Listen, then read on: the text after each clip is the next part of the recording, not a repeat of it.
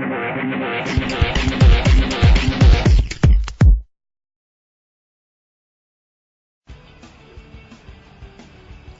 I'm Bill Jackson. I manage the buying guides for Cars.com, and we're here with the 2009 Elantra Touring, or hatchback to you and me, and we're going to walk you through some of its features. Like we said, this is a hatchback, so the first thing you notice is, I think this hatch opens a little low. I'm not that short, but still this is kind of in the headbutt range. But you do get a nice amount of space behind the second row with the seats in place.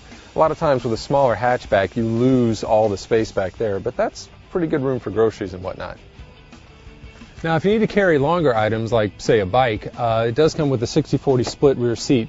But the key is this center seat belt. It's anchored into the seat. In a lot of other cars, what they'll do is they'll have them attached to the roof or the rear floor, and that makes it hard when you want to fold the seat forward, but not with the Hyundai.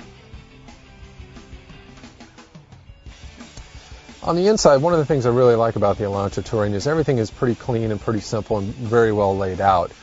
These days, a lot of car makers are going to fancy touch screens to control everything from the radio to the climate control.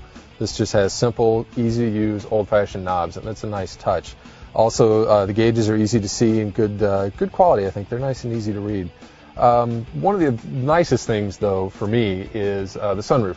We don't really lose any space, and there's still plenty of headroom despite having a sunroof, and that's not always the case.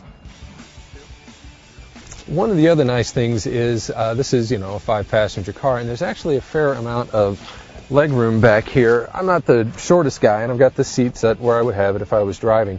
And you can see there's still a fair amount of legroom. I mean, I wouldn't want to try to ride to Kansas in this thing, but it's comfortable enough for a short trip.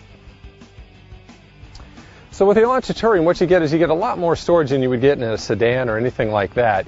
We're not talking large SUV space, but if you don't like an SUV and you don't need that big of a car, I think it's something you should consider. It's got good ride and good room, and it's pretty comfortable. For additional information on this car or any other, go to Cars.com and our blog, Kicking Tires.